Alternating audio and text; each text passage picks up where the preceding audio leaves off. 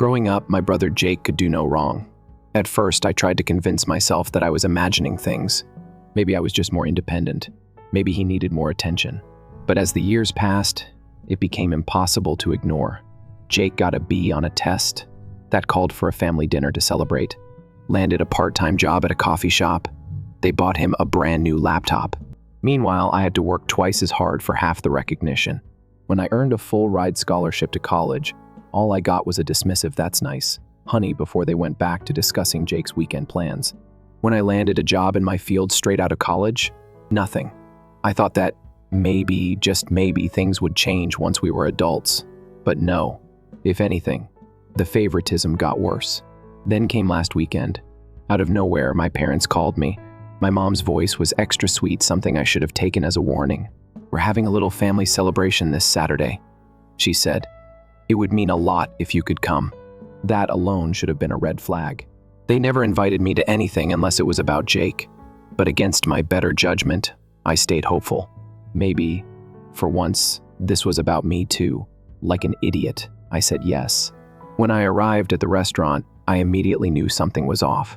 The place was packed. Cousins, aunts, uncles, family friends, everyone was there, all gathered around a long table decorated with banners and balloons. My stomach twisted. This wasn't just a dinner. This was an event. And then I saw the banner. "Congratulations, Jake." Of course. I clenched my jaw and forced a smile, walking toward the table, searching for a seat. That's when Jake turned to me, a smirk already forming on his face. "Oh," he said, loud enough for everyone to hear. "Didn't expect you to show up." Mom shifted uncomfortably in her chair. "Well, Jake cut her off with a laugh. "I mean, this is for family." He gestured toward the table where every single seat was taken. I looked at my mom. "There's no seat for me?" She quickly looked away, fiddling with her napkin. My dad, as usual, said nothing. "We didn't know if you'd be free," she mumbled. Jake snorted. "Or if you'd even bother to show up." "You never do." "Never do? You mean like all the times they conveniently forgot to invite me?" I let out a slow breath, trying to control my voice. "So what are we celebrating?" Jake beamed. "I got promoted." I blinked. "Didn't you just start that job 2 months ago?" "Yeah, and now I'm assistant manager." I almost laughed. I had busted my ass getting a degree, spent years working my way up, and never got so much as a good job. But Jake gets a promotion 2 months into an entry-level job, and suddenly he's the second coming of Einstein? I should have been angry. I should have yelled, made a scene, but instead, I just nodded. Got it. Then, without another word, I turned and walked out. I didn't even look back. Let them have their little celebration. Let them shower Jake with praise for something that barely deserved a mention. I was done trying to fit into a family that clearly didn't have space for me. I drove home, half expecting my phone to blow up with messages asking where I went. But nothing. Not a single call. Then, the next morning, there was a knock at my door. I opened it to find my parents standing there looking sheepish. My mom was wringing her hands and my dad looked exhausted. Before I could say anything, Mom sighed. "We need to talk." I crossed my arms. "About what?" Mom sighed dramatically, like I was the one being difficult. "Can we come in?" "That depends." "What do you need?" Dad finally spoke up, rubbing his temples. "Look, we need a favor. A favor." Now they needed me. I should have slammed the door in their faces, but curiosity got the better of me. I stepped aside and let them in. I closed the door behind them, watching as my parents made themselves comfortable in my living room, like they owned the place. Mom sat on the couch, smoothing out her shirt, while Dad hovered near the armrest, shifting awkwardly. I leaned against the wall, arms crossed. "All right. What is it?" Mom gave a tight smile. "About last night," I raised an eyebrow. "So, they do feel bad. We need you to cover the bill." I blinked. "What?" Mom sighed like I was being slow. "The dinner bill. It was a little more than we expected." A pit formed in my stomach, quickly flipping into rage. "You want me to pay for it?" Dad nodded, looking mildly uncomfortable. "You've got some money lying around, right? You're doing well for yourself." I laughed. Short, sharp, disbelieving. "You're kidding." Mom shook her head, completely serious. Jake's promotion was a big deal. We wanted to celebrate properly, but the bill ended up being a little higher than we planned. "Since you," she gave me a pointed look, "didn't contribute in any other way, we figured you could help out financially." I felt lightheaded. You didn't even save me a seat, and now you want me to pay for it? Mom rolled her eyes. Don't be dramatic. Oh, I'm sorry, I said, voice thick with sarcasm. Is this dramatic? I gestured at them wildly. Because I'm pretty sure you just showed up at my door to shake me down for money after pretending I don't exist. Dad cleared his throat. Look, we're not asking you to cover the whole thing. Just a few hundred. How much was the bill? I asked, already dreading the answer. Mom hesitated. $1,200. I nearly choked. $1,200? She had the audacity to look embarrassed. Well, we got some expensive drinks, and your uncle ordered a few extra things, and why is that my problem? Mom let out an exasperated sigh, as if I was the one being unreasonable. Jake doesn't make as much as you, and we did pay for most of his college. We thought it was only fair if you helped out just this once. Something inside me snapped. Oh, I see. You paid for his college, but not mine. And now, because I worked my ass off to make a decent living, you want me to bail you out after treating me like an afterthought for years? Mom's lips pressed together. We're family. I laughed. But this time, there was no humor in it. No, we're not. Family doesn't do what you did last night. Dad sighed. Just be reasonable. We know you have savings. My jaw tightened. And how exactly do you know that? Neither of them answered. My stomach turned. Oh my God. Did you go through my finances? Mom quickly shook her head. Of course not. Well, your aunt mentioned you got a bonus recently. And we thought. I held up a hand. Stop. Just stop. They actually had the nerve to look offended. Mom sighed again, switching tactics. Look, sweetheart, we love you, but you need to stop holding on to grudges. It was a misunderstanding last night. I leveled her with a stare. A misunderstanding? You deliberately didn't save me a seat. Jake rubbed it in my face. None of you even thought to call when I left. But now that you need money, suddenly I matter? Silence. You know what? I said, shaking my head. No, I'm not paying a cent. Mom's face darkened. Don't be selfish. I scoffed. Oh, you want to talk about selfishness? Let's go there. I crossed my arms. Selfish is throwing a huge dinner for Jake's promotion while never acknowledging anything I've accomplished. Selfish is expecting me to foot the bill for a celebration I wasn't even welcome at. Selfish is only showing up at my door when you need money. Mom's jaw tightened. We have acknowledged your achievements. I let out a sharp laugh. Oh, really? Name one time. She opened her mouth, closed it. A flicker of frustration crossed her face. That's what I thought, I muttered. You've never celebrated me. Not when I got into college without your help, by the way. Not when I graduated. Not when I landed my first big job. But the second Jake does anything, he gets a damn party. Dad sighed, rubbing his forehead like I was the exhausting one. Jake's situation is different. He needed more support. Why? I demanded. Because he's your favorite? Mom gasped. That's not true. I raised an eyebrow. Really? Then why did you pay for his college but tell me to figure it out on my own? Mom hesitated, her lips pressing into a thin line. You were always more independent. I scoffed. That's not an excuse. You made me independent because you didn't give me a choice. Meanwhile, Jake gets everything handed to him, and I'm supposed to be okay with that? Dad's voice hardened. This isn't about the past. Right now, we need help covering the bill, and you can afford it. I took a slow breath, my anger simmering just beneath the surface. Let me get this straight, I said. You didn't invite me properly. Didn't save me a seat. Didn't call when I left. And now you're here, asking for money like nothing happened? Mom crossed her arms. We didn't expect the bill to be this high. I rolled my eyes. Then maybe you should have ordered less.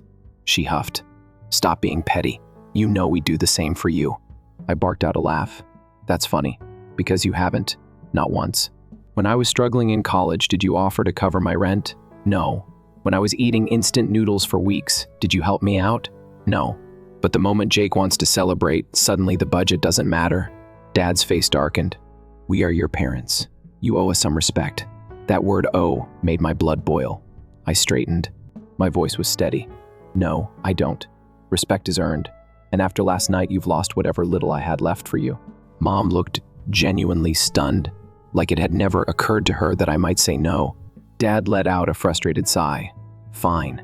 If you won't help, we'll figure it out ourselves. Yeah, I said coldly. You will. Mom gave me a sharp look. Don't expect us to be there when you need something. I let out a bitter chuckle. You were never there anyway. She flinched. I walked to the door and held it open. "You can see yourselves out." They hesitated, like they wanted to say something else, but I just stood there, waiting. Finally, Mom huffed and stormed out, Dad trailing behind her. I shut the door, locked it. Then I exhaled slowly, my anger still buzzing beneath my skin. Something told me this wasn't over. The next morning, my phone wouldn't stop buzzing. I groggily reached for it, my stomach already twisting with unease.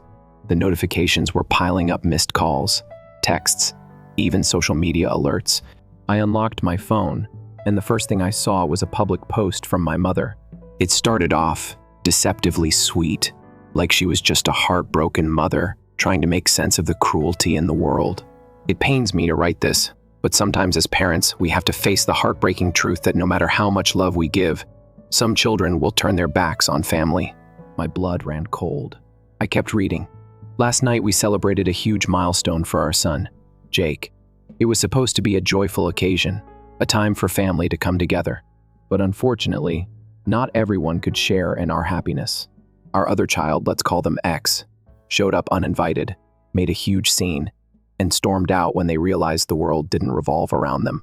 And if that wasn't enough, they refused to help when we unexpectedly needed assistance with the bill, despite having more than enough to spare.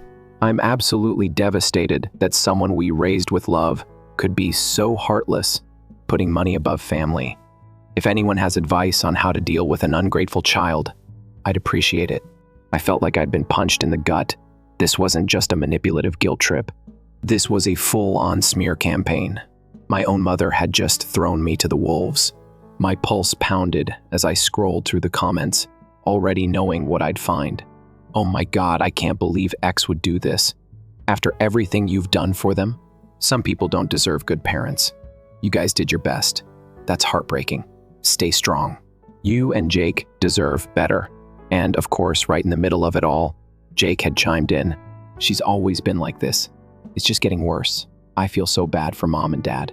I gritted my teeth. Of course, Jake was eating this up.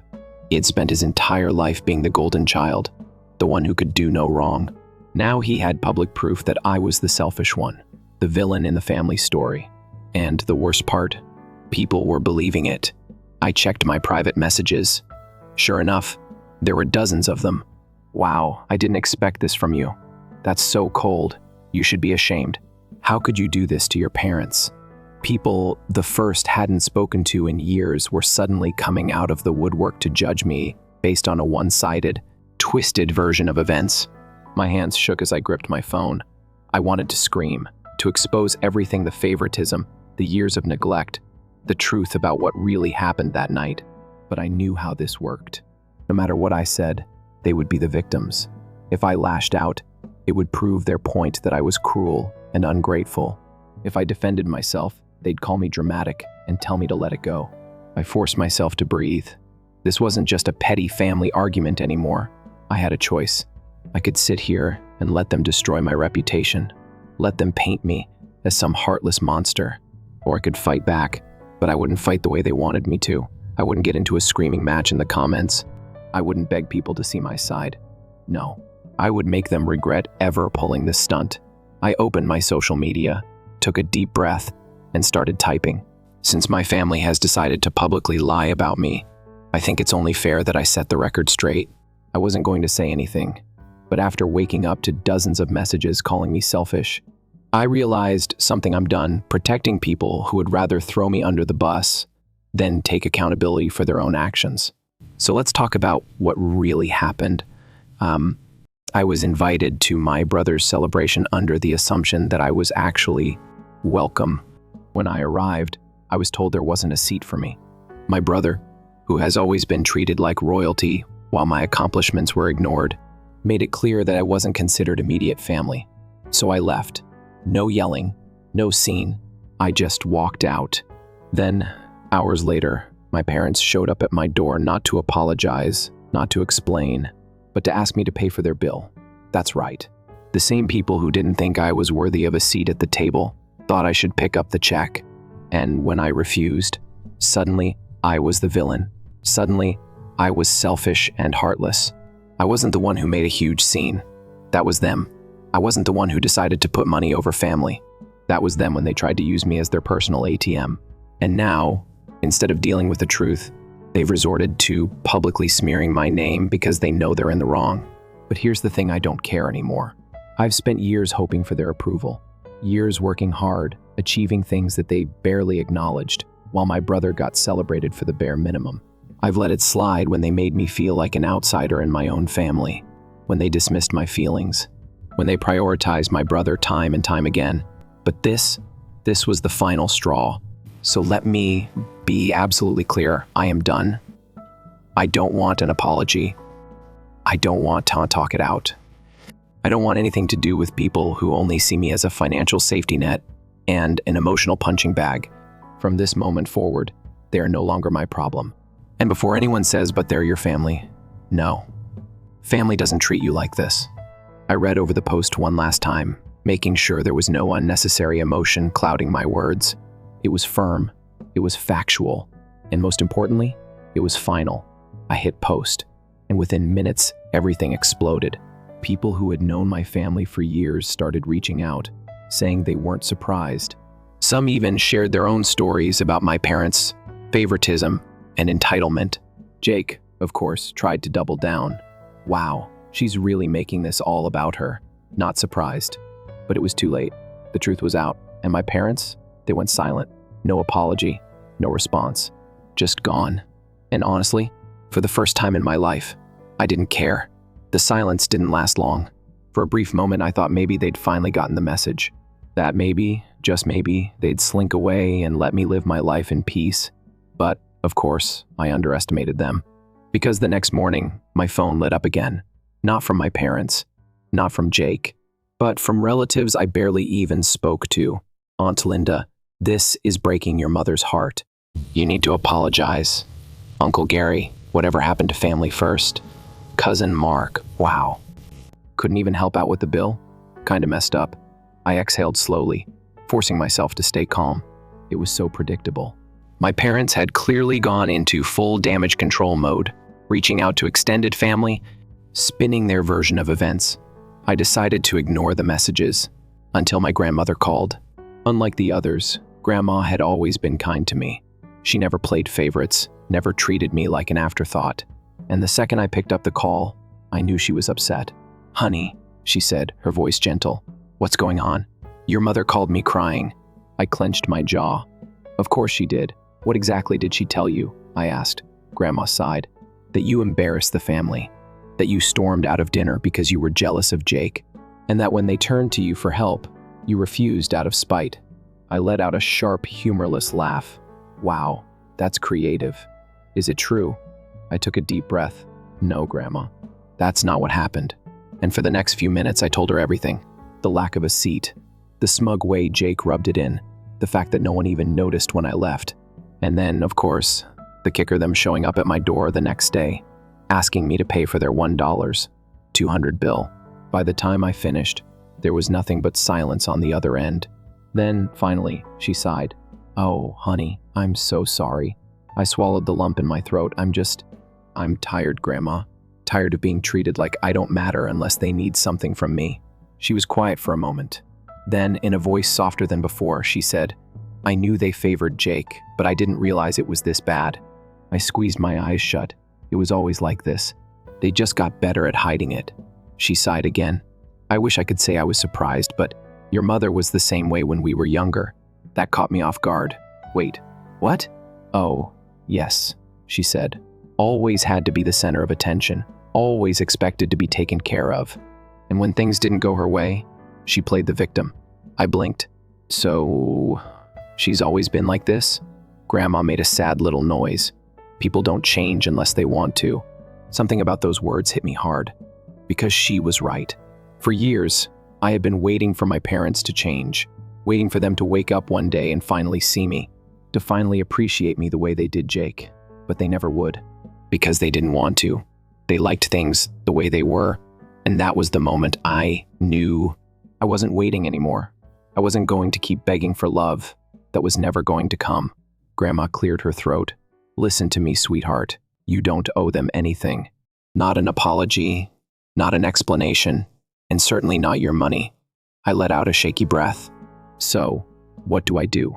She hesitated, then said, "You do whatever gives you peace." Peace. It had been so long since I felt anything close to that. And I knew deep down that as long as I kept holding on to this family, I was never going to find it. So I made my decision. I wasn't just going to distance myself.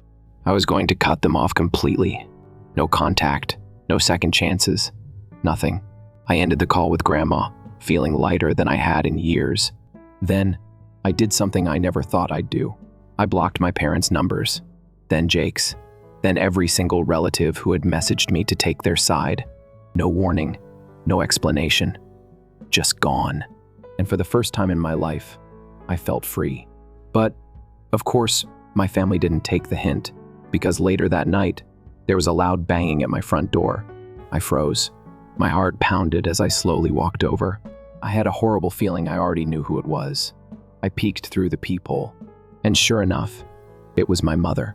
Her face was twisted in anger, her hands clenched into fists, and beside her, standing with his arms crossed like he was the king of the world, was Jake. I didn't even hesitate. I turned around, walked back to my couch, and ignored them. The banging continued. Then, Mom's voice rang out, loud and furious. "I know you're in there. Open this door right now." "Nope, not happening." UCANT, just ignore US. WERE, your family. I bit back a bitter laugh. Funny how that word only seemed to matter when it benefited them. Open this door, or WERE, calling the police. I rolled my eyes. On what grounds? Being mad that I wouldn't give them money? They banged on the door for another 5 minutes. Then, finally, silence. I exhaled, waited, listened. Then my phone buzzed. A new text from an unknown number. "Mom, you are dead to us. Don't come crawling back when you realize what you've lost." I stared at the message for a long moment. Then, without hesitation, I deleted it. Because the thing was, I already knew what I had lost, but I also knew what I had gained, and I was never, ever looking back. The next morning, I woke up feeling lighter. For the first time in my life, I didn't have to wonder if today would be the day my parents finally treated me like I mattered.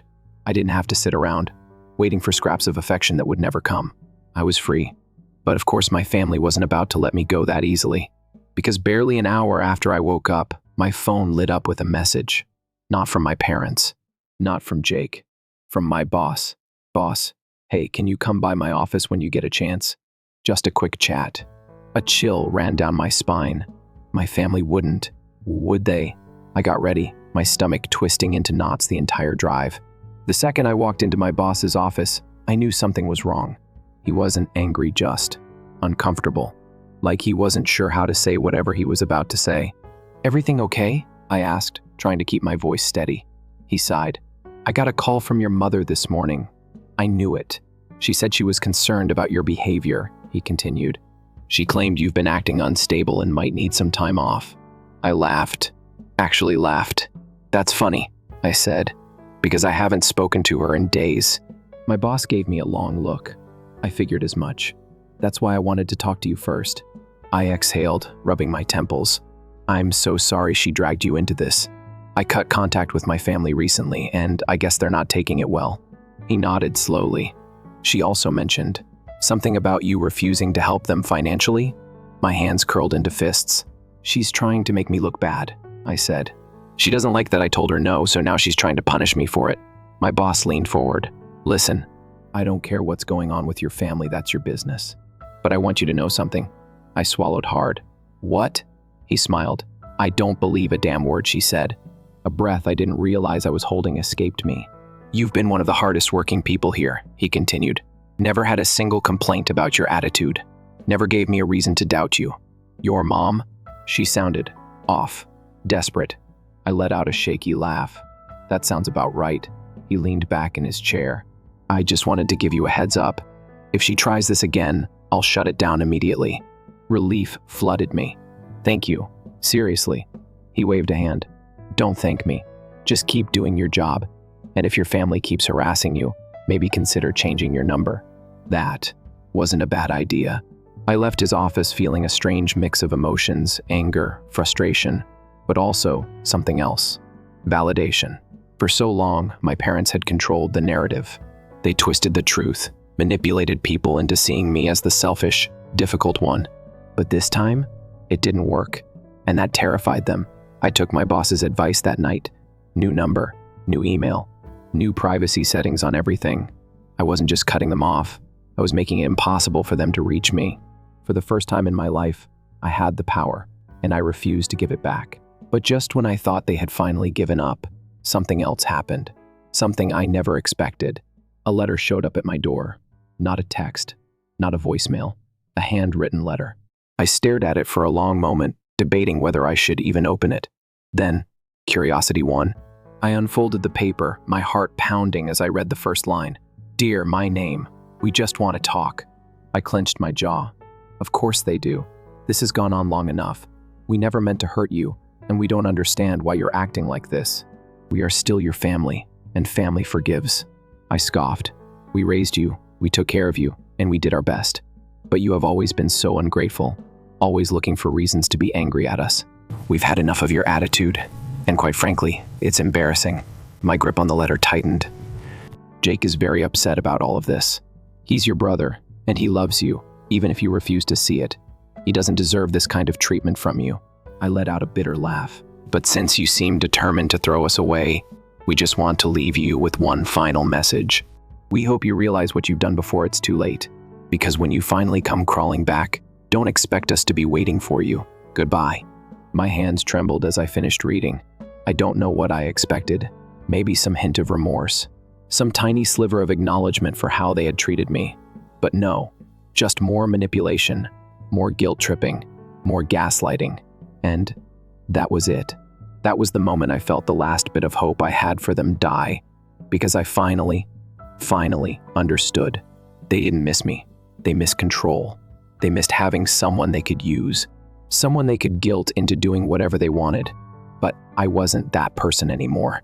And I never would be again. I took a deep breath, walked over to the trash can, and without hesitation, I ripped the letter to shreds. Then I moved on. For real this time. Moving on wasn't instant. It wasn't like I threw that letter away and suddenly felt lighter, like years of neglect and resentment disappeared overnight. No, healing didn't work like that. It was slow, messy, and full of moments where I questioned everything. But one thing remained constant. I didn't regret cutting them off. Not once. For the first time in my life, I wasn't waiting for my family to finally see me. I wasn't chasing their approval. I wasn't bending over backward hoping they'd throw me a scrap of affection. I was free. And freedom, as it turned out, was quiet. At first, the silence felt unnatural. I had spent years wrapped up in their chaos, waiting for the next passive-aggressive comment, the next guilt trip, the next moment where I'd have to swallow my anger just to keep the peace. Now, there was nothing. No texts, no calls, no forced family gatherings where I had to sit there pretending. I didn't feel like an outsider at my own parents' table. And the longer that silence stretched, the more I realized something. I wasn't alone. Because once people saw my post, once the truth was out, something incredible happened. Friends I hadn't spoken to in years reached out. People who had grown up in similar situations, who knew exactly what it was like to be the forgotten child. Some shared their own experiences. Others just wanted to offer support. One message in particular stuck with me. I went through the same thing with my family. It took me years to understand that walking away wasn't selfish. It was survival. You're going to be okay. Actually, you're going to be better than okay. I read those words over and over. Because deep down, I knew they were right. The final test came a few months later. A family wedding. I hadn't spoken to my parents since the letter. Hadn't unblocked them. Hadn't given them any reason to believe I wanted back in their lives. But that didn't stop them from trying.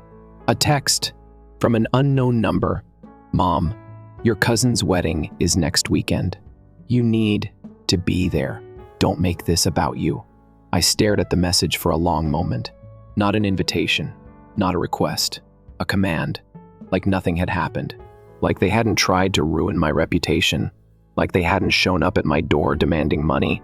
Like they hadn't written me off as dead when I refused to play along. I knew what this was. It wasn't about family. It was about appearances. They wanted me there so they could pretend everything was fine. so they wouldn't have to answer awkward questions about why their other child was missing. I could already picture it. Mom putting on a sad, forced smile, whispering about how I had distanced myself. Jake acting like I was some unstable embarrassment. And if I went, it would be exactly what they wanted. Proof that no matter how badly they treated me, I would always come back. So I made my decision. I blocked the number. Then, for the first time in my life, I made my own plans. Instead of sitting in some stiff, formal event, surrounded by people who had spent years looking through me, I booked a weekend trip for myself.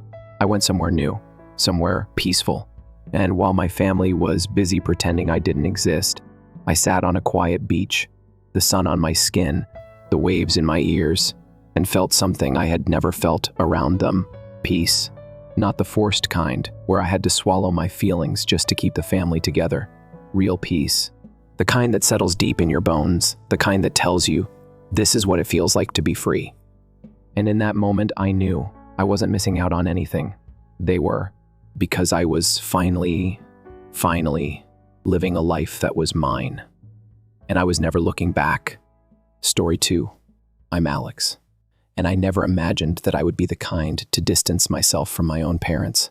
However, I don't regret it at all after everything they did to me. I funded all of their expenses for 5 years, including groceries, rent, utilities, and bills. They had a justification for everything. Due to his back issues, my dad was unable to work. Despite being just in her 50s, my mother believed she was too old to find employment, as well as Emily, my sister. She didn't do a single thing. The golden kid was Emily.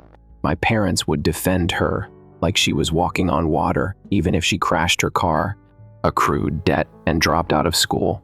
She is simply discovering who she is. According to my mother, she will ultimately figure it out. I, on the other hand, had to sort everything out from the time I reached 18. I put a lot of effort into getting to where I am now. Long hours, stress, sacrifice, late nights, you name it. Additionally, my parents treated me like their own ATM since I achieved success. It began modestly. A bill here, a little rent assistance there. Payments were thereafter made on a monthly basis. They eventually stopped even asking. They simply anticipated it. Family supports family. Every time I hesitated, my mother would remark, "My dear, you're doing beautifully. You can afford it after all." And I ignored it for years. They needed it, I reminded myself, that I was acting appropriately, that perhaps just possibly someday they might value it. But there was never any gratitude, just entitlement. It took some time to reach the breaking point, more like a gradual epiphany, a series of little betrayals that ultimately brought me to my knees. When I got married, it all began. I could tell my wife, Sarah, didn't like the way my parents treated me, even though she didn't say anything at first. What I refused to see, she saw, that they loved what I could do for them more than they loved me. They remained the same even after the birth of our daughter. I believed that they would want to be involved, and that having a granddaughter would make them unique. Emily, however, arrived first. Emily would require my mom for anything, so she would abruptly cancel visits. My father never made the effort to attend. Unless I put in the work, my daughter would never be seen by them. Then the moment that broke everything came. I had a crucial work function that I couldn't miss. Sarah had to travel for work at the last minute. We just required one night, a one evening of assistance. I thus contacted my mother and asked whether she and my father could watch the kids. She chuckled. In fact, I laughed. She answered, "Oh, Alex, we're not your servants. We have already reared our children. Taking care of yours is not our responsibility." I can't even recall my next words. I only recall feeling foolish as I hung up and stared at the wall. 5 years of making sure they never had to suffer, paying their bills, and meeting their costs. And the occasion when I requested anything in exchange, they brushed me off as if I didn't exist. I wish I could say it ended there. However, things became much worse. With my phone still in my hand, I sat there for a while mentally reliving the exchange. I could have misheard her. Perhaps it wasn't how she meant it, but I knew better in my heart. The years of abuse, the never-ending justifications, the way they treat me like a walking wallet and elevate Emily. Now everything made perfect sense, but I had to hear it straight from them. They had to say it directly to my face. I then got into my car and headed directly to their home.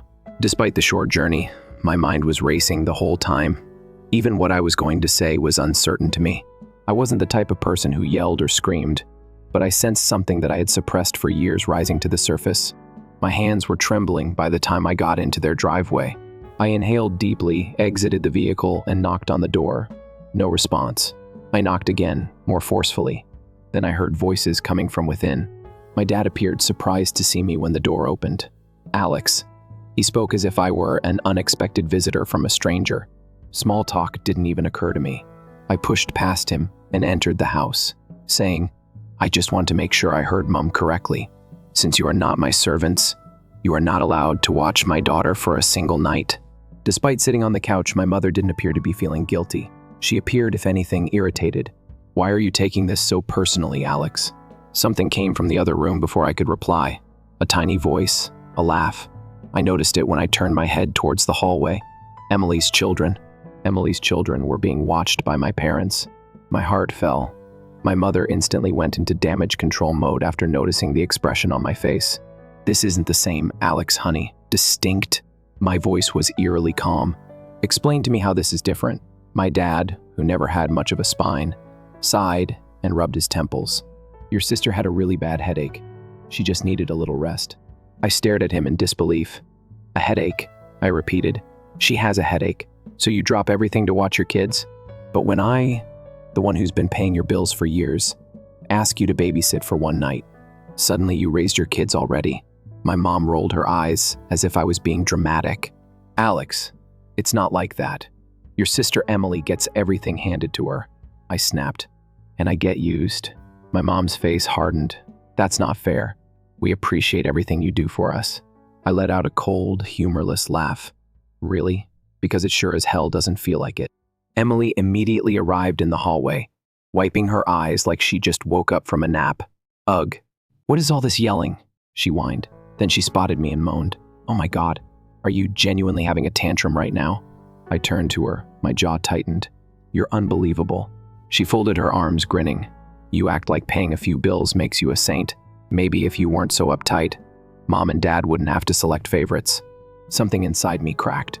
I felt this chilly clarity, like the final piece of the puzzle had slotted into place. I had spent my whole life trying to gain love and respect from people who never intended to offer it to me. After they laughed in my face, I finally realized the truth. As I stood in that living room watching them watch Emily's children, I was finished. I let out a deep breath and turned to face my folks. "Okay." Silently, I said, "Now I understand." I pivoted on my heel and proceeded directly out the door. I didn't slam it. I didn't shout. I didn't waste any more time on them. However, my phone began to vibrate as I was leaving. My father came after my mother. "Emily comes next." I didn't respond, and that was only the first step. I didn't answer any of the calls. Allow them to roam. Give them time to stew. I wasn't going to let myself be manipulated for any longer. Sarah had returned from her trip by the time I reached home. When I stepped in, our daughter, who was sleeping in her arms on the couch, glanced up and realized right once that something was up. "What took place?" Softly, she inquired. I took a seat next to her, stroking my hair with my hand. They were watching Emily's children. Sarah tensed. "You're joking." I gave a head shake. "Not at all." Naturally, everyone abandoned everything to assist her because she was experiencing a headache. But I was scoffed at when I pleaded for just one night. Just one blasted night. She shook her head in shock and exhaled sharply. "I understand that this is painful, but perhaps it's for the best, Alex." You may now be certain that she was correct. I was not positive. I wasn't only their backup plan. I served as their financial safety net and backup plan. And I wasn't going to continue playing that part now that I had a good understanding of it. So I did something the next morning. I called my bank first thing in the morning. I set up automatic payments for their utilities, rent, and even their fucking auto insurance. Today was the last day of that. I canceled everything. I then texted my folks only once. "You are now on your own. Work things out." I didn't elaborate. I refrained from arguing. Within an hour, I just pushed transmit and blocked their phones. The mayhem started. I was enjoying breakfast with Sarah when my email popped up. My work phone then rang.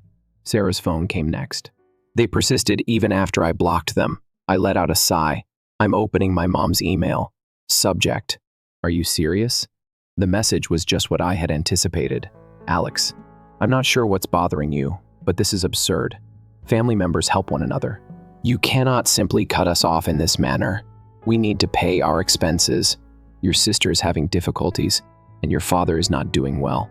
After everything we've done for you, I find it unbelievable that you would be so self-centered. I sneered. All that they have done for me. What? Giving birth to me? Before I could even understand that, their help ended there. Once more, Sarah's phone rang. She frowned as she looked at the screen. Emily is here. I mumbled, let it go to voicemail, but then she texted me. I could see Emily had texted when Sarah handed out the phone. Whoa, are you serious? Just because you didn't get your way one night, you're ruining your relationship with your parents. Alex, you need to mature. I tightened my jaw. Emily would twist it that way, of course. She would make me the bad guy, of course. I got up and started to pace the kitchen. What do you know? Give them a panic. Allow them to yell. I no longer give a damn. Sarah smiled at me with pride. Excellent. You shouldn't waste any more of your energy on them. And I felt free for the first time in years. However, the drama was far from ended, because my front door was knocked on 3 days later.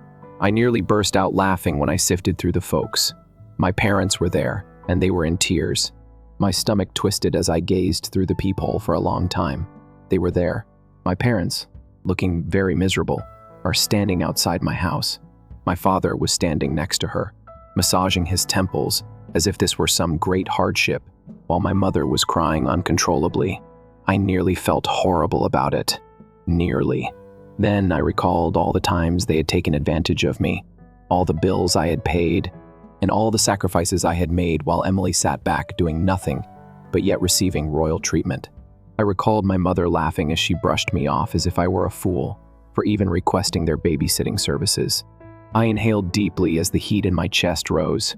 I flung the door open after unlocking it. My mother jumped right in when she spotted me. Alex, I'm grateful. We have been attempting to contact you. I leaned against the door frame and folded my arms. Yes, I saw my father come forward. He had a tired and frustrated look on his face. Son Alex, we must speak. No, you must speak. I had spoken all I needed to say, so I shot back.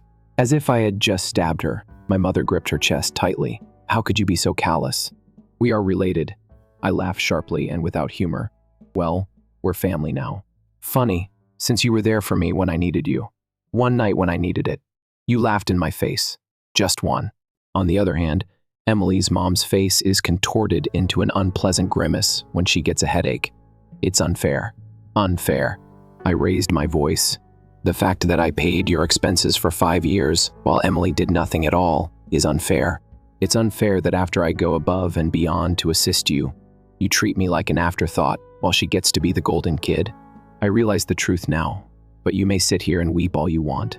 My father shook his head and let out a deep sigh. Come on, Alex. We value all that you do for us. I sneered. No, I am grateful for my money. Significant difference. That quickly silenced them. My mother's face twisted like if she were going to burst into tears. We didn't believe you would follow through. She wiped at her eyes and acknowledged. You've always treated us well and with such responsibility. We hoped you would settle down and resolve this. I tightened my jaw. What should be fixed, Mom? The fact that Emily does nothing while you take advantage of me and emotionally coerce me into paying for everything. That you behave like she's a stinking princess and ignore me. Mom sniffed. You're not being used by us. We simply depended on you too much. I gave a headshake. No, you took advantage of me. I thought it was my responsibility to look after you because of your guilt. However, it isn't. You're grown-ups now. It's no longer my issue, Dad, if you can't pay your own expenses. Never. The peacekeeper furiously massaged his face. Look, I understand. We made a mistake. We made a mistake. I laughed bitterly and repeated. Forgetting to send a birthday card is a mistake. Years of manipulation have led to this.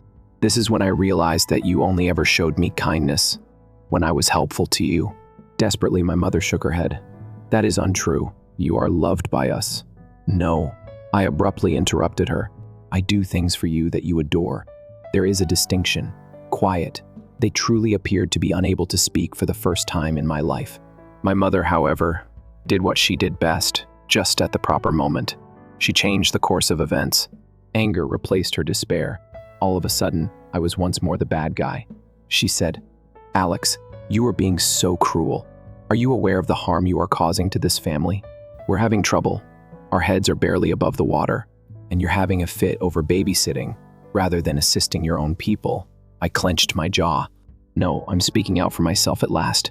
"You're exaggerating," she laughed. "You're interrupting us for no reason." I experienced a perilous serenity. Calm down over me. "Nothing," I repeated. "Do you believe this to be insignificant?" I lowered my voice and moved closer. "I've been providing for you for the past 5 years, Mom." Emily, however, did nothing. "I've been emotionally and financially exhausted by you. Additionally, you laughed in my face the one time I asked for something in return. You referred to me as self-centered, but you're wailing outside my house now that I've stopped being your ATM." She sniffed and turned her head away. Awkwardly, my dad cleared his throat. With a complete and calming realization, I nodded. I had that thought. Mom's customary venom returned, and she let out a quick sigh. "All right," she answered sourly. "Okay, if this is how you want it. However, when you realize how much you need us, don't come running back." I gave a harsh chuckle. "For what do you need you? Emotional mistreatment. Guilt trips offers." I didn't register for it.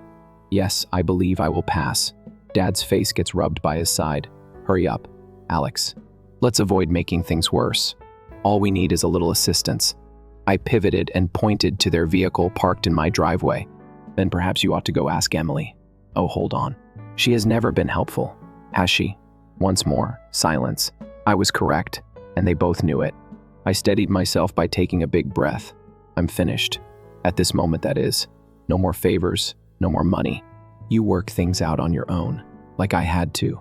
Mom started to dispute, but I was leaving the room without saying anything more. In their faces, I closed the door, my heart thumping. I leaned against it. For a moment, my breath came in short gasps. I simply listened while standing there. Their voices were wild, and I could hear them mumbling. My father was moaning, and my mother was sniffling. Then their footsteps backed off gently. I took a quick look through the glass. They were bickering with one another while standing by their automobile. After they eventually got in and drove off, I simply remained there and let everything to set in. In my life, for the first time, it felt amazing to have established a boundary, a true one. However, I sensed that this was not quite over.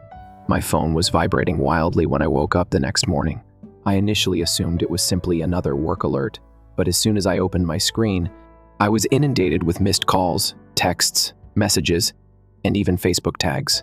I felt sick to my stomach. I read the first text. It came from Jenna, my cousin. "Holy shit. Have you seen what your mother posted, Alex?" As I clicked on the link she emailed me, my pulse raced. I started reading as soon as I saw a post from my mother on Facebook.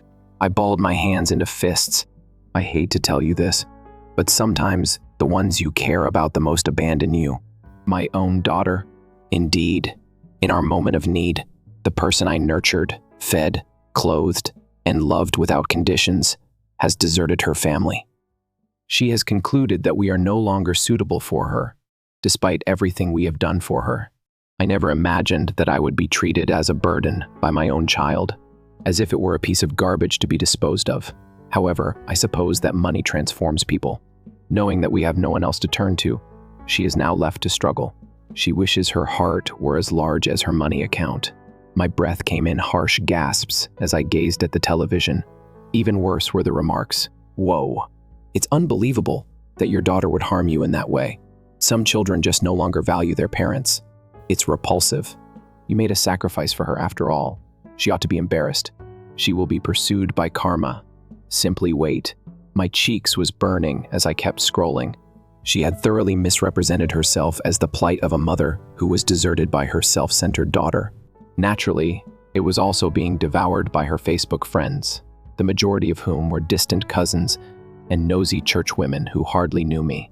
Then, right when I believed things couldn't get any worse, I saw Emily's remark. To be honest, I always knew she was solely interested in herself, but I never wanted to say anything before. This is her way of giving back to her parents, who have given her everything. Horrible. It was that. I was no longer merely furious. I was furious. I reached for my phone and called my mom. She seemed to have been waiting for my call since she answered nearly instantly. "Oh," she continued, her voice brimming with phony innocence. "So now you want to talk. Do you mean me?" I lost my temper. "What on earth is that?" "Mom, a Facebook post. You're genuinely deceiving everyone and portraying me as a cold-blooded monster." She sighed dramatically, and for a long time. "Sweetheart, I have no idea what you mean. I was only expressing how I felt. Is that not permitted?" I tightened my jaw. "You told a falsehood. You've been taking advantage of me for years, but you made it seem like I left you without explanation." "Oh, making use of you?" Abruptly, she fired back. "All poison. I don't remember forcing you to assist your own parents while holding a pistol to your head. That was all your own doing. However, money, I suppose, makes people egotistical. I should have anticipated how you would end up." I nearly burst out laughing at its blatant insolence. I said, "You're fantastic. When I eventually defend myself, you go to Facebook to play the victim rather than offering an apology." "Well," she replied, her voice shaking now, as if she were attempting to choke back some tears, "I am a victim. While you live nicely and are quite content to leave us behind, your father and I are struggling. It's just," she said with a theatrical sigh, "I find it really difficult to comprehend how my own daughter could be so heartless." I tighten my jaw and hold the phone so firmly that my fingers hurt. "You're having trouble. So why did you watch Emily's children yesterday? She is unable to even babysit her own children. However, she is able to live in peace while I am forced to support you out of guilt." After a brief moment of hesitation, Mom sneered, "Emily is unique. She doesn't have as much money as you do. Furthermore, unlike you, she doesn't abandon her family." That was it. That was the last straw. I forced myself to remain calm and exhaled slowly. "Mom, you know what? Post anything you wish. You may say anything you want. However, I hope you understand that you just destroyed all possibility that I may ever be of assistance to you again." Her tone abruptly changed to one of sweetness as she added, "Oh, honey, don't act this way. I adore you, you know that." I laughed without a sense of humor. "No, Mom, you simply lost it because you like to be in charge." I hung up after saying that. I spent a long time staring at my phone. My blood is still boiling. I was still receiving alerts. I received messages from friends, family, and even a few former classmates inquiring about my situation. Then I had a thought. I could play smarter if she wanted to play filthy. I inhaled deeply, opened Facebook, and began typing. I refrained from venting. I didn't offend. I just explained that I had been covering their expenses for years while my sister made no contributions. How they had once turned their backs on me when I needed them, and then instantly went back and helped my sister in the precise way they said they weren't my slaves for. I prepared myself and pushed post. The reaction was instantaneous. Not only did friends send messages, but so did extended relatives. I hadn't spoken to them in years. A few were helpful. I'm furious. Some expressed disbelief, claiming they were unaware of what had been happening behind the scenes. Some attempted to maintain their neutrality by asserting that families should always remain together. The tide, however, was massively against my parents. My sister then appeared in the comments. "Whoa. It's unbelievable that you would humiliate our parents in this way. What a waste of family. Coming from someone who had only taken and taken while I was left to bear the burden of duty alone." It was rich. I didn't answer. I didn't have to. Others immediately stepped in, criticizing her and drawing attention to the obvious partiality and hypocrisy. Then my parents' texts arrived. "How dare you do this to us?" Mom texted. "Are you aware of the humiliation we feel?" Dad texted. "Now remove the post. Family members don't treat one another like this." Oh, so family was important today. They now wanted to discuss loyalty and respect. I didn't reply after years of being treated like an ATM and ignored when I needed even the tiniest favor. I blocked them instead. Blocked my mother. Blocked my father. Blocked my sister. Suddenly the weight was lifted.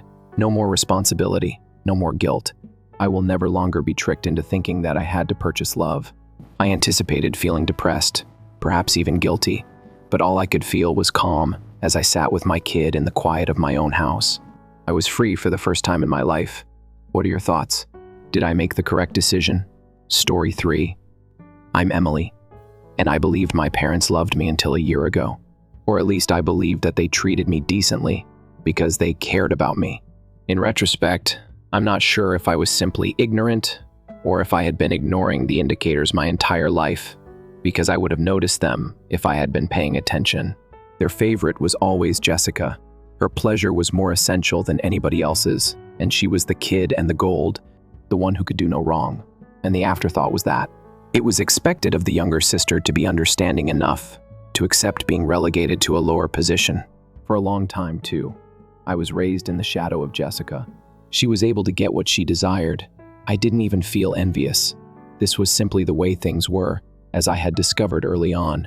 I generally got a maybe response when I asked for something, or we'll see if she asked. I never imagined that they would remove anything that was mine, yet it was an immediate yes. When I was young, I had established a college fund. I just recall that my parents had always promised me that I wouldn't have to worry when the time came, and that my grandparents had left some money for my schooling. It's not a lot of money. I heard that from my dad in high school, but it's sufficient to get you through. Never once had I doubted it. I never considered seeing just how much was there. I never gave it any thought. Then everything changed one night. That night is so vivid in my memory. I was reviewing some last-minute documents for my college applications while seated at the dinner table. I had already received my admission letters and was in the process of selecting a school. It seemed like the start of something great, an exhilarating sort of worry. My parents were whispering to one another in the kitchen. At first, I was too preoccupied with my laptop screen to pay attention. Then I heard the name of my sister. Planning for Jessica's wedding had been on since she became engaged a few months prior. Every discussion in our home centered on guest lists, catering locations, and color palettes. It was draining. I initially assumed they were just discussing other wedding-related topics, but my mom's tone caused me to pause my typing. I got the urgent impulse to listen fully covered, although I wasn't sure why. She said that there were around 25,000 people at the location alone. My father let out a sigh. A once-in-a-lifetime experience. I want it to be perfect for her, she stated. The best is what she deserves. After a little silence, my dad's voice became softer. You did the rest, didn't you? My mother paused. It's finished. How about Emily? At the sound of my name, I felt sick. She will be all right. My mother replied in a casual, even contemptuous tone. She is able to borrow money. For a moment I froze. I believed I misheard loans. I swiveled in my chair and gazed at them, my heart racing. What are you discussing? Surprised, they both glanced up. The words had came out strong and demanding, even though I hadn't intended to utter them so loudly. As if to comfort a kid, my mother smiled slightly at me. Oh, don't worry about that, my love. I got up and pushed my chair back. What are you not worried about? My father sighed deeply. Emily, take a seat. I didn't. Rather, the first stepped forward, my thoughts racing. When you mentioned I could take out loans, what did you mean? My parents looked at one another, and I could see they were debating how much they could tell me without getting caught. I was ill. At last, my mother gave a little sigh, as if she truly didn't want to have this talk. She added that, in order to ensure that everything was covered for the wedding, we had to rearrange a few items. I gazed at her. What? I inquired, despite the fact that I already knew. She paused once more. Then, at last, she remarked, in the same informal way someone might say they're out of milk. Your college funds were utilized by us. My ears began to ring. My mouth opened, but nothing came out. I hoped and prayed that my dad would say something as I glanced at him. He would tell me she was mistaken. He didn't. Rather, he simply groaned once again and rubbed his temples as if I were the one being challenging. Don't overreact, Emily. Overreact? I gave a little sour laugh. You think I'm overreacting because you took my college funds to pay for Jessica's wedding? My mother scowled, clearly perplexed. Yes, indeed. Loans are always available to you. College isn't going anywhere, Emily. I held onto the table's edge. My schooling was meant to be funded by that money, and you'll still receive an education, she continued calmly. Like, if I were a child who was obstinate. Student loans are taken out by many people. It's typical. My hands started to shake. I had the money. It was money from the family. After my dad made the correction, we had to decide. In an attempt to comprehend this, I shook my head. A decision between a party and my future. Emily. My mother is now irritated. It's not only a celebration. Jessica is getting married. One of the most significant days of her life is today.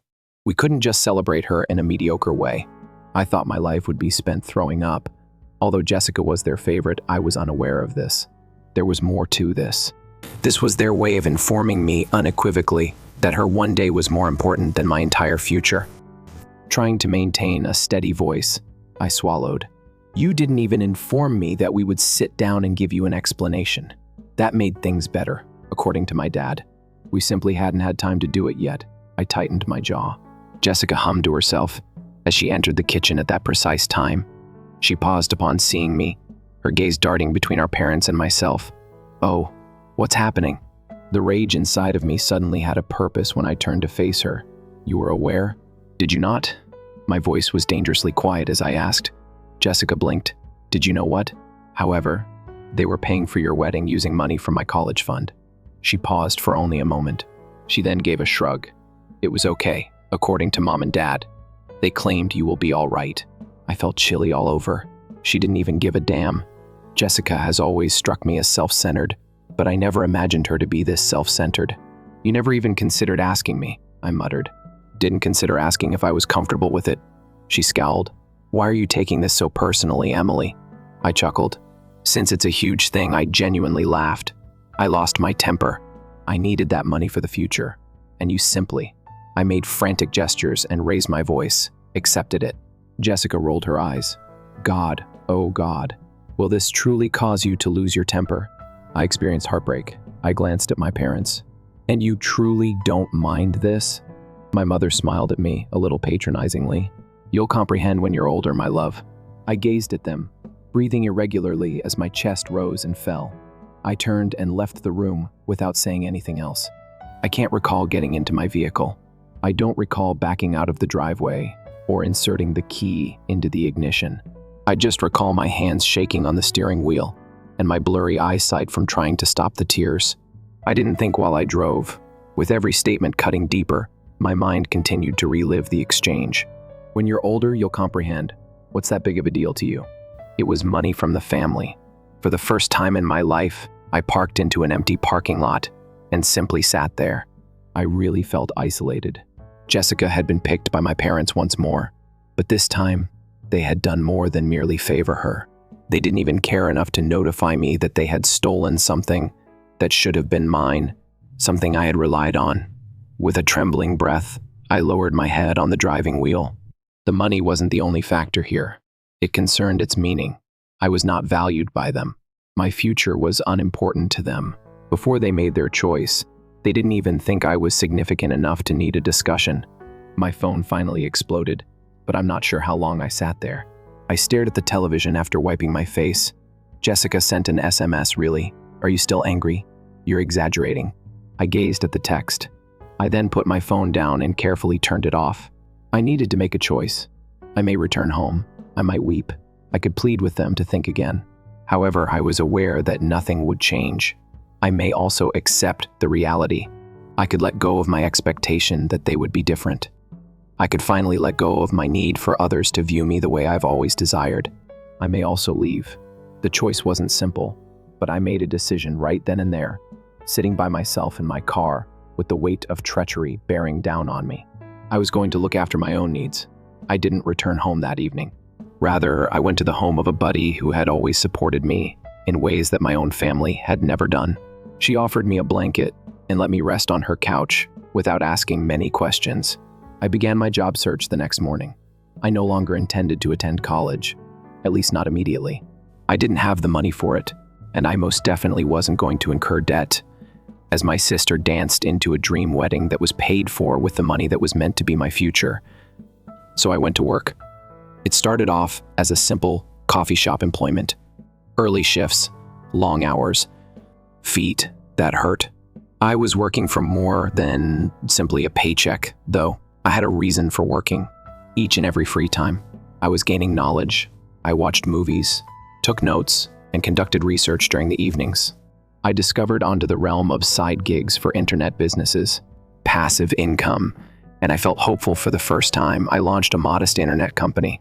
It made very little at beginning, nothing more than a few bucks here and there, but I persisted. I was creating something tangible while Jessica was out organizing her wedding. I wasn't present when her wedding day finally came. I was not invited. I wouldn't have gone anyhow.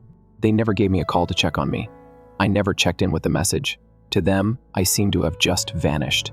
And to be honest, that was okay. Because I was grinding while they were enjoying Jessica's special day. I was working hard at it, and I accomplished something I never would have imagined at the conclusion of that first year. I had earned $300,000. 1 year later, my phone rang as I was sitting in my flat.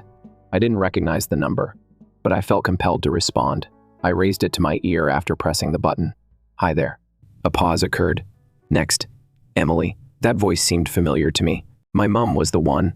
I crossed my legs and reclined in my chair. "Whoa. I didn't anticipate hearing from you." A clumsy laugh was heard. "It's been a long time, my love. How are you?"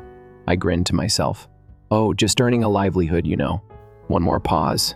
"Good," she answered hastily. "That's excellent." I waited. I sensed it was coming. "All right," she said, her tone suddenly considerably gentler. "Actually, we wanted to discuss something with you." I arched an eyebrow. "Yes," she cleared her throat and said, "You know, we've been having some financial difficulties recently." It was there. It nearly made me chuckle. "Oh," I said in a bland tone. "What took place?" She paused. "Indeed. It hasn't been easy because we had to take out some debts for Jessica's wedding. I was just hoping if you might provide a hand a bit, along with your father. Only until we're back on the road. For as long as it takes you to stand again." "For her," I completed. Even though I spoke calmly, I was slowly laughing. A pause occurred. She answered, a bit too hastily, "Yes. A little assistance, please.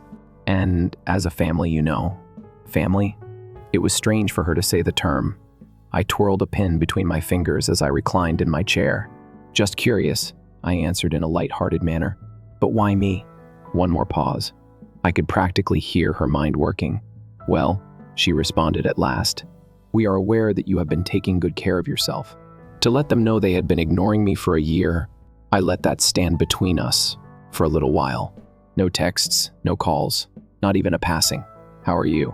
But all of a sudden, while they were having difficulties, they recalled my existence.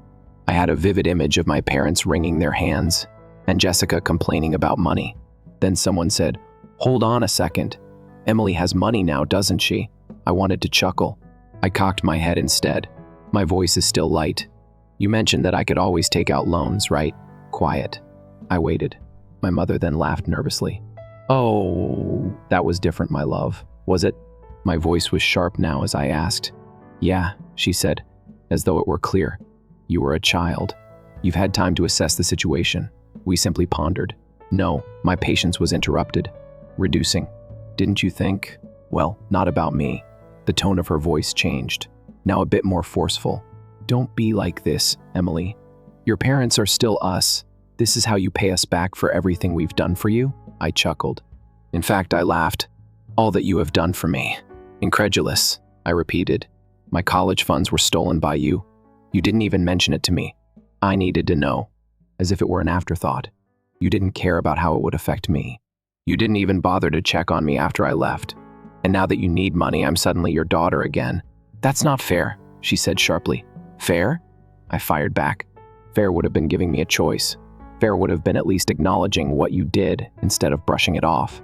But you didn't, because you didn't care. And now you expect me to care about your problems?" She scoffed, as if I was being ridiculous. "Emily, we are your family.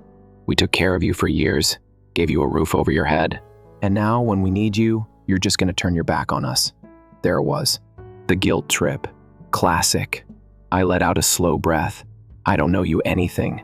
The words came out quiet, firm, final. "Excuse me," she said, her voice sharp with disbelief. "I don't owe you anything," I repeated, my voice steady. "You made your choice. You chose Jessica. You chose her wedding over my future. You told me to take out loans if I wanted to go to college. So why don't you do the same?" There was a sharp inhale on the other end of the line. Then, a "how dare you." Bingo. My mother's voice had lost all its artificial honey. Now she sounded like what she actually was. Angry, entitled, desperate, following everything that we have done for you. "You're simply going to let us struggle?" I felt a smile tug at my lips. "Yep, you ungrateful little." I ended the call. And for the first time in a long, long time, I felt free. But I should have foreseen what occurred next. A week following that phone call, I was enjoying a nice Saturday morning at my apartment, sipping coffee and looking through my phone when I heard a tap at the door. At first, I believed it was a parcel delivery, or maybe a neighbor. But as I checked the folks, my gut wrenched. My parents were standing outside, and Jessica was standing behind them, looking irritated and with her arms crossed. After taking a long breath and adjusting my features to a neutral position, I unlocked the door and opened it. Only a crack. Emily, with a fake warmth in her voice, my mother spoke. "We just wanted to chat, darling." I arched an eyebrow. "Really? Because you hung up on me after calling me ungrateful during our previous conversation." My father shifted uneasily and cleared his throat. He avoided looking at me and whispered that we were unhappy. Jessica crossed her arms and scoffed. "Yes, you were acting like a complete jerk." In their faces, I closed the door. There was another knock. This time, it's harder. "Emily," my mom lost her temper. "You dare not." Leaning against the frame, I opened the door once again. "You may go back if you're only here to make fun of me." My mother forced a tight-lipped grin while taking a deep breath. To fight is not our purpose. All we want is a face-to-face interaction, similar to a family, a household. They wanted to pretend that we were one now. I crossed my arms. "All right, say what has to be said." Before my father spoke, they looked at each other. "Emily, we're having trouble," he remarked, as if that wasn't obvious already. "It's been difficult, and we could really use your assistance." I cocked my head. "It's odd since you told me I could easily take out loans when I was having financial difficulties a year ago." Jessica let out a moan. "God, oh God, are you still in agreement with that?" I gave a charming smile. "Do you mean the part where you had a Pinterest wedding and I lost my entire future?" "I'm still talking about that, Jess." Her face flushed. "You're acting absurdly. Aren't you wealthy now? You didn't even need college, really. Why is it even relevant now?" I chuckled softly. "You really don't understand, do you?" I turned to face my parents after shaking my head. "I recall pleading with you to keep my college funds intact. You said, 'I'll be fine,' with a shrug. You assured me that I would figure it out." Mom tensed up. "Emily, it's not." I interrupted her, echoing her voice from that day. "There is a purpose for loans. Character is developed via a little difficulty. You're still young, you'll recover." Their expressions fell. After a moment of seeing their wriggling, I resumed speaking in a mockingly worried tone. "Why don't you borrow money? Why don't you develop some personality? Make a little effort. You're still young enough to recover, right?" Anger distorted Jessica's face. "It's unfair." I grinned. "Oh, fairness is important to you now." My dad let out a deep sigh. "We are your family, Emily. Families support one another." I took a time to process it, and then quietly, "You weren't my family when you took away my future," I said. "When you didn't invite me to the wedding, you weren't my family. When you disregarded me for a year, you weren't my family. It was only when you needed money that you realized I was family." Quiet. Jessica's hands tightened. "You're such a self-centered brat, God." I gave a shrug. "Perhaps. However, I can at least afford to be." That was it. That was the last straw. My father murmured something under his breath, and my mother's face contorted in anger. I didn't care, though. Without saying another word, I retreated inside and closed the door in their faces. I also didn't open it again this time. Another year went by. They didn't get back to me. Not right away. At least distant relatives would occasionally send me a passive-aggressive text. "Family is something that never goes away, Emily. Otherwise, you'll come to regret abandoning your parents." Since I was thriving and they were absorbed in self-pity, I chose to ignore them. My company took off. What began as a side project grew into a full-fledged business. By my 23rd birthday, I was more than just at ease. I had millions of dollars, as well as my family. They were drowning, I see. The debts weren't the only thing. Jessica's union, the one they demolished. In a year, my financial future collapsed. It turns out that having the ideal wedding does not ensure having the ideal marriage. Broken, resentful, and furious with the world, she returned home. My parents had never been in worse shape. My dad's hours were reduced by his job. The small side business my mom had never really taken off. Additionally, they were finding it difficult to maintain the house given the state of the economy. I have yet to hear back from them, till I received a text one day. Mom sent Emily a text. "Give me a call, please. It's crucial. For a long time, I gazed at the message. Then I phoned out of pure curiosity. The first ring caught her attention. Emily. She exhaled like though she had just been pulled from a ship. "Oh, dear," I interrupted her. "What are you looking for?" A pause.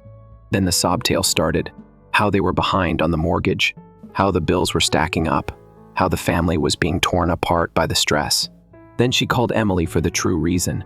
Her voice wavered as she spoke. "We need your assistance." I grinned. "What sort of assistance, huh?"